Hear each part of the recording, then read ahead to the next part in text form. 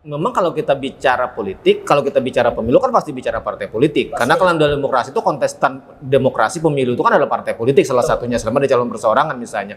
Nah, tetapi kemudian ketika terafiliasi menjadi anggota partai politik, ini tentu kan akan menjadi penilaian persepsi publik yang lain. Artinya Hegel bisa memastikan Hegel bersih dari itu. Ya, silakan dicek di Sipol. Karena di Sipol itu kan betul, iya, dia akan teridentifikasi. Identifikasi apakah dia masuk dalam partai politik dan segala macam. Terlebih kan kalau saya partai itu udah pasti masuk dalam Sipol padahal kan. Tapi saya bisa pastikan bahwa saya itu tidak terlibat dalam agenda partai politik dan segala macam. Tapi kenapa tuduhan itu muncul? Nah, tuduhan itu muncul ketika ada sebuah event organizer dan saya waktu semester 1 itu ikut dalam agenda event organizer tersebut. Oh, di semester 1 di FISIP, di ilmu pemerintahan. Ada tawaran untuk bagian dari event organizer. Nah, saya tidak tahu bahwa ada kegiatan itu ketika masuk dan menjadi bagian registrasi. Saya pakai baju hitam. Jadi Hegel itu sebagai panitia atau sebagai peserta? Sebagai event organizer. Oh, sebagai pelaksana berarti. EO penyelenggara berarti. Penyelenggara. Dan ketika di situ tiba-tiba dikasih baju. Ada yang memotong. Dikasih baju itu baju partai. Betul. Saya partai dan segala macam. Pada akhirnya kan saya tertuduh menjadi orang bagian dalam partai itu.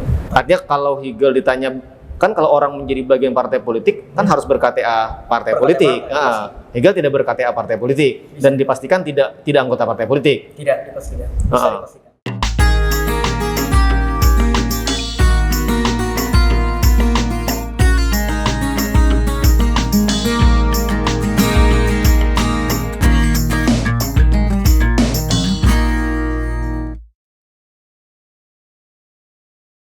Assalamualaikum warahmatullahi wabarakatuh. Kembali kita berjumpa dalam sudut pandang, melihat dalam sudut yang berbeda dengan cara pandang yang berbeda untuk menemukan makna yang harusnya juga berbeda.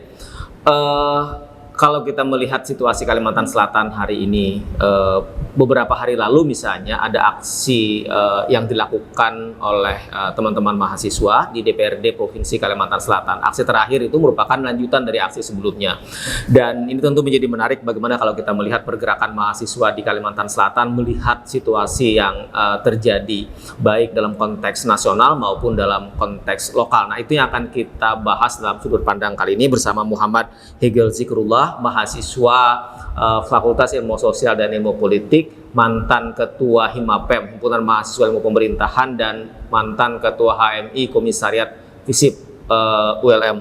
Assalamualaikum, Hegel. Waalaikumsalam. Sehat hari ini? Alhamdulillah sehat.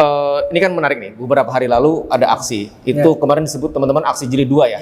Aksi Jilid 2 teman-teman mahasiswa terkait dengan isu pengesahan rancangan undang-undang KUHP. Bagaimana sesungguhnya pandangan dan aspirasi teman-teman mahasiswa dalam aksi itu yang kemudian disampaikan ke DPRD, dan kemarin rasanya dari DPRD sudah menyampaikan itu ke DPR RI. Jadi sebenarnya kalau dari mahasiswa itu tidak menolak secara mentah-mentah keseluruhan dari RKUHP-nya, tapi ada beberapa poin pasal-pasal bermasalah yang berpotensi karet dan melanggar HAM. Itu yang dicemaskan teman-teman? Itu yang dicemaskan. Karena sebenarnya kan kalau dalam konsep hukum, itu justru memberikan keadilan rasa aman bagi masyarakat yang dihimpun oleh negara. Tapi hari ini ketika ada 14 poin yang bermasalah itu, yang menjadi karet dan segala macamnya, justru berpotensi memberikan rasa cemas. Hukum tidak boleh memberikan rasa cemas, hukum memberikan rasa adil dan aman untuk fair dalam sebuah negara sebagai kepercayaan masyarakat terhadap hukum. Nah, hari ini ketika kepercayaan masyarakat terhadap hukum itu dikooptasi oleh RKUHP yang bermasalah, oleh pasal-pasal yang berpotensi karet dan segala macam, mengancam seperti misalkan ada dari kepolisian itu bisa menyadap tanpa ada informasi khusus dan segala macamnya, itu kan justru memberikan kecemasan bagi masyarakat, bukan rasa aman dan keadilan sebagaimana dikedepankan oleh hukum itu sendiri. Jadi itu beberapa poin yang kemudian teman-teman kritisi dari RUU KUHP itu. Jadi tidak sepenuhnya menolak RKUHP langsung dibatalkan, karena pada dasarnya sudah disahkan oleh komisi di DPR RI, cuman poin-poinnya aja tidak menolak secara mentah, tapi mengkritisi poin-poin yang bakal berpotensi itu mencelakai dari masyarakat itu sendiri. Dan itu kemarin aksi yang kedua, sebelumnya juga melakukan aksi yang sama. Betul, sebelumnya sudah menyampaikan secara bijaksana juga, kita turun aksi ke jalan juga, kemudian menyampaikan segala kritikan, dan sebenarnya alhamdulillahnya bisa dihadiri oleh Ketua DPRD Provinsi Kalimantan. Oh iya, ditemui langsung kemarin di ruang paripurna. Cuma karena teman-teman mahasiswa melihatnya ini adalah sebagai rumah rakyat yang seharusnya aspirasi itu bisa masuk ke dalam situ.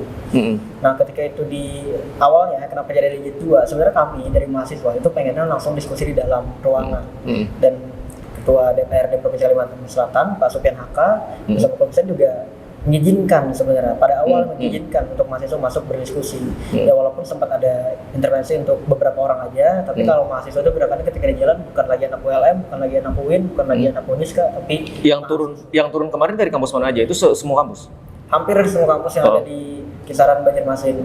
Di Universitas Muhammadiyah, UIN, terus ada sisa juga, ada Uniska dan beberapa elemen kampus mahasiswa organisasi kepemudaan seperti HMI, GMNI sama PMI juga ikut hadir dalam gerakan itu.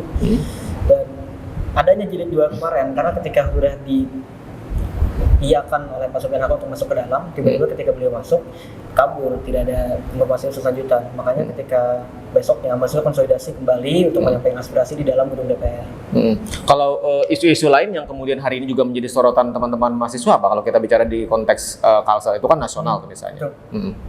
Kalau di Kalimantan sendiri sebenarnya dalam konteks gerakan itu agak banyak juga seperti Kalsel bencana ekologis dan segala macamnya. Karena kan kalau sekarang per hari ini kita melihat tuh ada gerakan di mana masyarakat sebenarnya bukan gerakan tapi ada sebuah bencana di Sumatera yang banjir dan segala macamnya. Yang Aceh, Sumatera Utara, Sumatera Barat. Betul. Nah, hal demikian kan sebenarnya Kalsel itu juga harus tetap bersuara. Jangan menunggu giliran. Karena kalau secara ekologis Kalimantan Selatan juga memiliki potensi yang sama untuk terjadinya itu kembali. Dan kita juga pernah mengalami hal itu di tahun 2021 di mana bencana itu sudah pernah melewati kita dan semoga ketika ada di Sumatera ini itu bisa memberikan refleksi kembali sebenarnya. Dan ini yang penting bagi mahasiswa, masyarakat untuk kembali peduli menyuarakan itu. Karena Kalsel secara ekologis juga berpotensi sama. Jangan nunggu giliran, tapi silahkan kita kembali bersuara dan segala macam. Salah satu yang hari ini kita pertahankan itu kan Meratus. Kalau kemudian Meratus itu rusak, ya kira-kira selesailah Kalimantan Selatan ini kan. Dan itu juga menjadi isu teman-teman. Itu konsisten. Kemarin waktu PKKMB, isu yang hashtagnya #Meratus menurut teman-teman masa depan itu sudah terorganisir di kampus untuk disuarakan. Karena sekarang kalau kita lihat Meratus itu adalah satu-satunya hutan yang memang benar-benar terjaga dirawat. Kalau teman-teman Walhi bilang tuh jadi atapnya Kalimantan Selatan. Betul, atapnya Kalimantan Selatan dan menjadi paru-parunya Kalimantan Selatan itu sendiri. Nah karena kan kalau dari kita lihat secara ekologis Kalimantan Selatan, memang tempat itu ada yang sampai sekarang masih boleh jadi terjaga dan segala macam. Dan mahasiswa punya kepentingan untuk menjaga itu.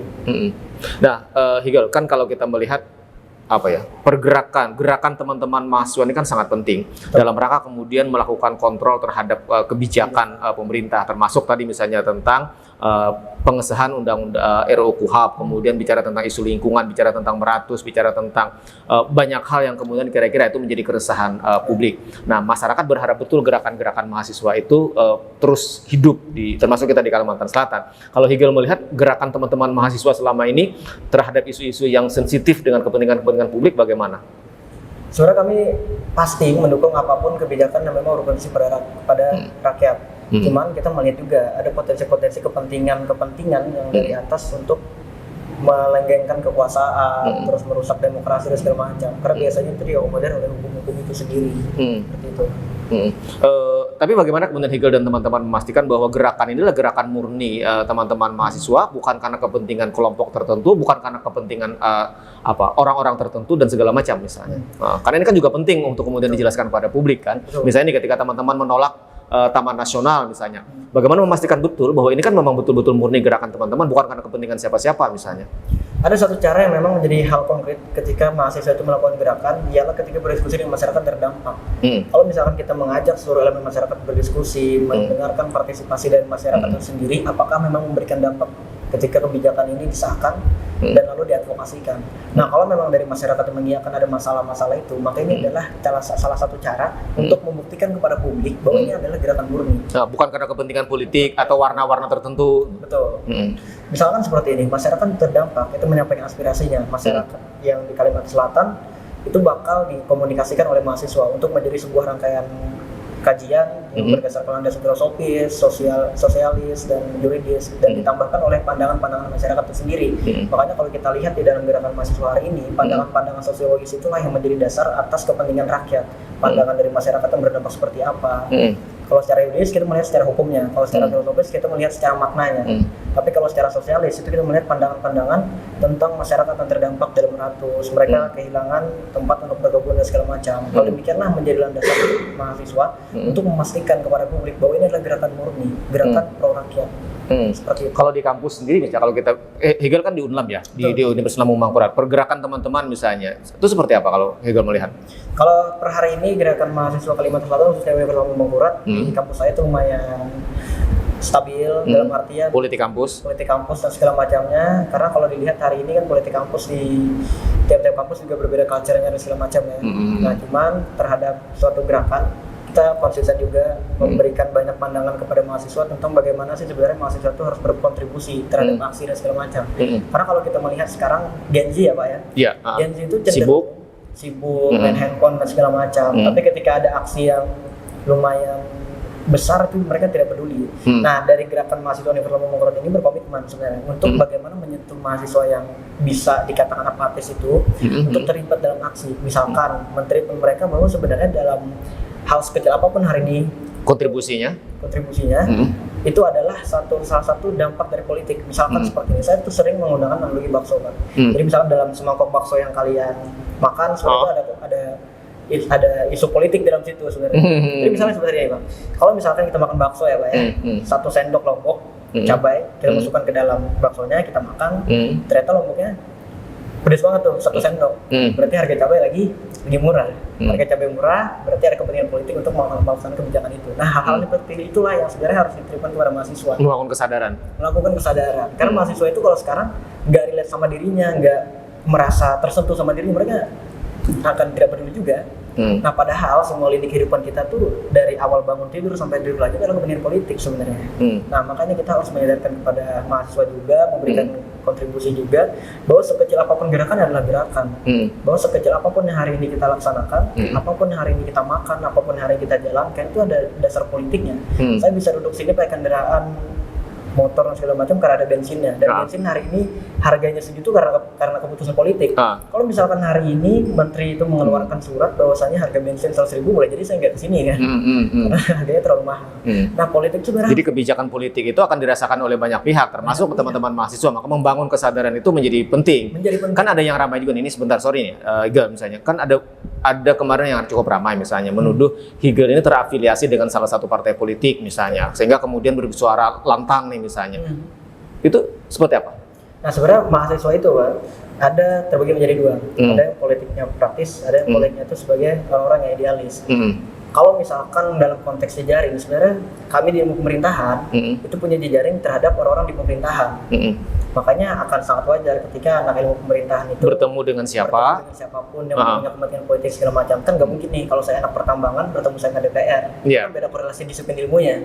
Anak pertambangan itu berrelasi dengan perusahaan-perusahaan tambang. Anak teknik berrelasi dengan jejaring-jejaring dari perusahaan, industri segala macam. Tapi ketika anak ilmu sosial, ilmu politik, maka harusnya itu menjadi dasar untuk belajar bagi mereka kan, belajar. Tapi bukan berarti masuk ke dalam afiliasi partai politik.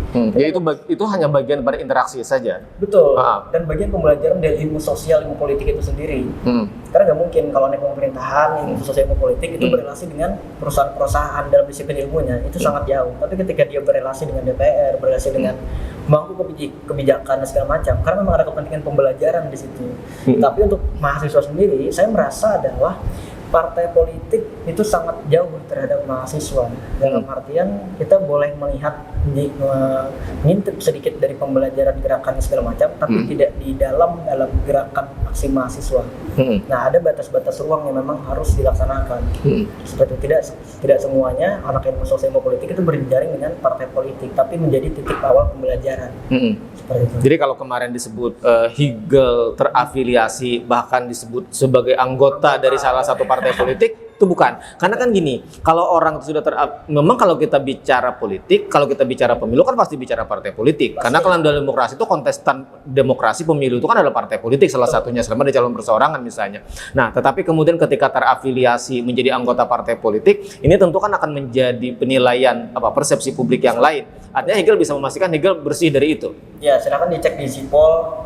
Karena di Sipol itu kan betul, iya, dia akan teridentifikasi. Identifikasi apakah dia masuk dalam partai politik dan segala macam. Terlebih kan kalau saya partai itu udah pasti masuk dalam Sipol padahal kan. Tapi saya bisa pastikan bahwa saya itu tidak terlibat dalam agenda partai politik dan segala macam. Tapi kenapa tuduhan itu muncul? Nah, tuduhan itu muncul ketika ada sebuah event organizer dan saya waktu semester 1 itu ikut dalam agenda event organizer tersebut. Oh, di semester 1 di FISIP, di ilmu pemerintahan. Ada tawaran untuk bagian dari event organizer. Nah, saya tidak tahu bahwa ada kegiatan itu ketika masuk dan menjadi bagian registrasi. Saya pakai baju hitam. Jadi Higel itu sebagai panitia atau sebagai peserta? Sebagai event organizer. Oh, sebagai pelaksana berarti. EO penyelenggara berarti. Penyelenggara. Dan ketika di situ tiba-tiba dikasih baju. Ada yang memotong. Oh, dikasih baju itu baju partai. Betul, saya partai dan segala macam. Pada akhirnya kan saya tertuduh menjadi orang bagian dalam partai itu. Dan sampai sekarang saya mencoba mengkomunikasikan dengan event organizer apakah pernah ada kontribusi dalam hal lainnya, maka memang itu bisa dipastikan saya tidak masuk dalam partai. Dan mereka menyatakan itu tidak aman dan segala macam. Artinya kalau Higel ditanya, kan kalau orang menjadi bagian partai politik kan harus ber-KTA partai politik. Higel tidak ber-KTA partai politik dan dipastikan tidak anggota partai politik. Tidak dipastikan. Bisa dipastikan.